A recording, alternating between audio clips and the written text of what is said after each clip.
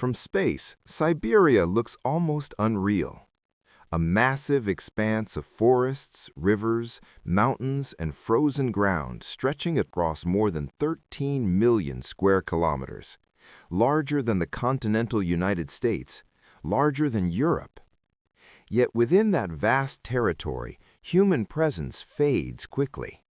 Roads disappear, cities vanish, and what remains is an almost uninterrupted wilderness covering nearly 90% of the region. For centuries, explorers crossing Siberia described the same sensation, a landscape so immense and so empty that the silence itself seemed physical.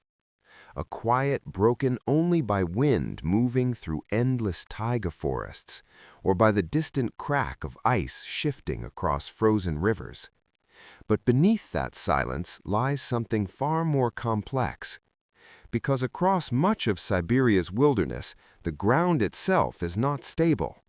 Beneath forests, beneath tundra, beneath lakes and wetlands lies a geological structure that has been quietly evolving for tens of thousands of years.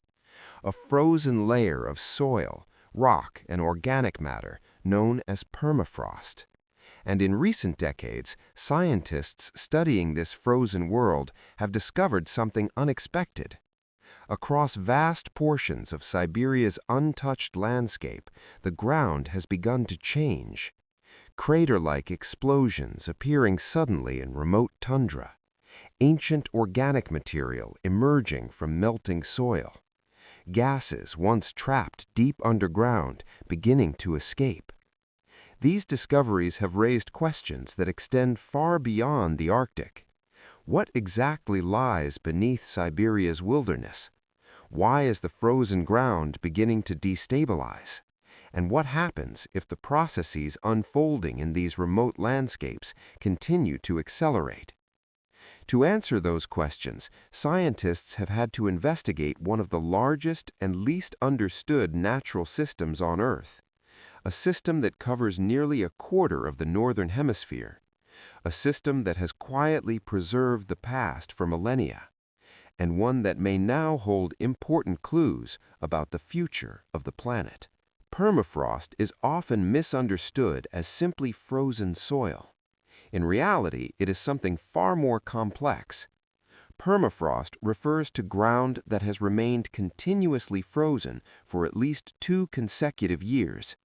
But in Siberia, much of that ground has remained frozen not for decades, but for tens of thousands of years. During the last ice age, enormous portions of northern Asia experienced extremely cold and dry climates. Snowfall was limited, allowing cold air to penetrate deeply into the ground. Over time, entire layers of soil froze permanently. As vegetation grew and died on the surface, organic material accumulated and became trapped inside the frozen ground.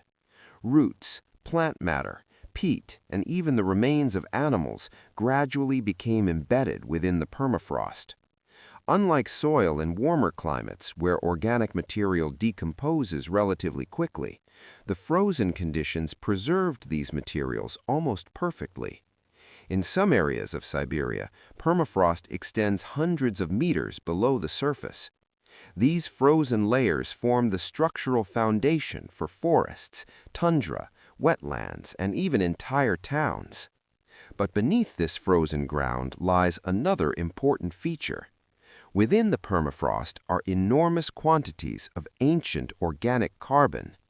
Scientists estimate that Arctic permafrost contains roughly 1.5 trillion tons of organic carbon, nearly twice the amount currently present in the Earth's atmosphere.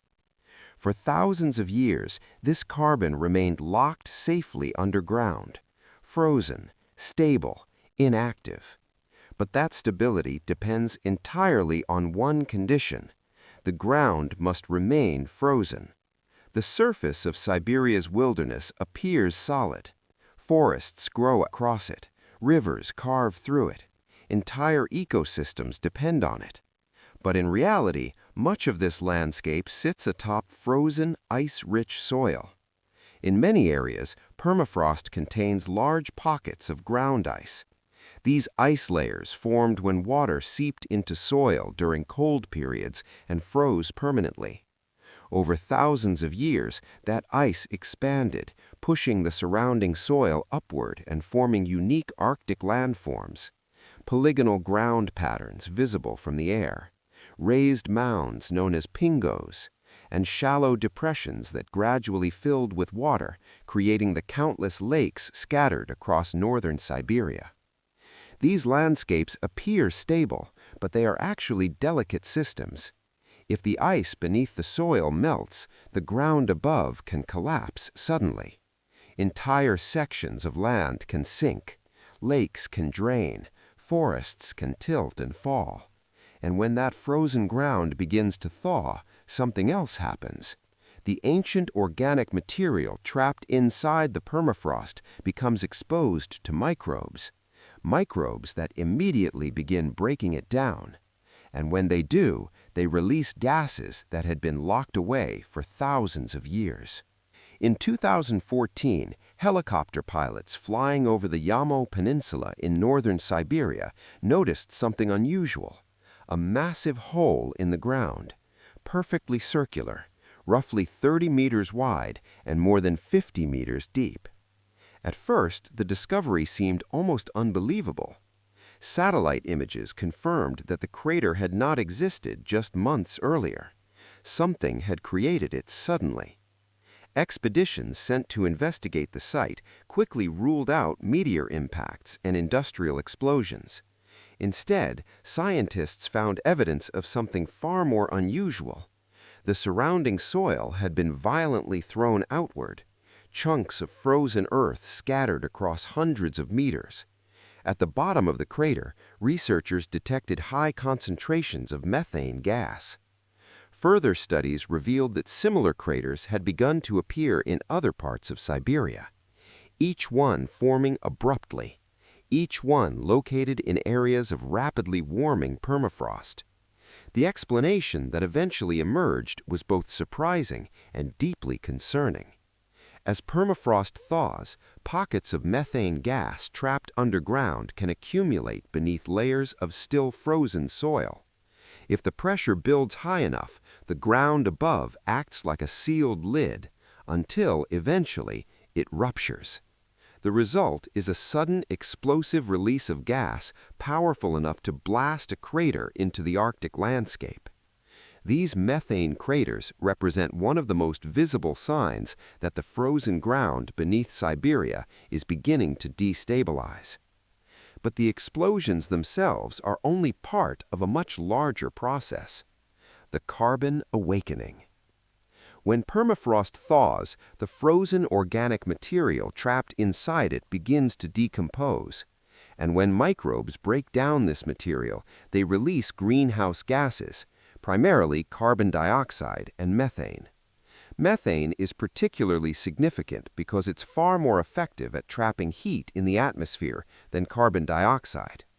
Over a 20-year period, methane can trap more than 80 times as much heat. This means that even relatively small releases can have disproportionate effects on the climate system. Researchers studying Arctic permafrost have identified enormous quantities of methane stored within frozen soils and sediments. Some estimates suggest that permafrost regions may contain hundreds of billions of tons of methane, much of it currently trapped within frozen ground. If large portions of that methane were released rapidly, it could significantly accelerate global warming. However, the process is complex. Most methane escapes slowly, released gradually through thawing soil, wetlands, and lakes that form as permafrost melts. Scientists monitoring Siberian landscapes have documented thousands of bubbling methane seeps emerging from lakes and wetlands. In winter, these gases often become trapped beneath the surface ice.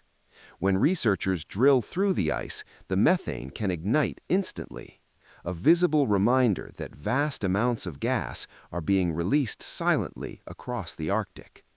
Infrastructure on unstable ground. For most of history, Siberia's wilderness remains largely untouched by industrial development. But during the 20th century, large deposits of oil, natural gas, and minerals were discovered beneath the region. Cities such as Norilsk and Yakutsk were built directly on permafrost. Pipelines, roads, and industrial facilities spread across thousands of kilometers. To keep structures stable, engineers relied on the frozen ground itself as a foundation. Buildings were constructed on elevated pilings designed to prevent heat from melting the soil beneath them.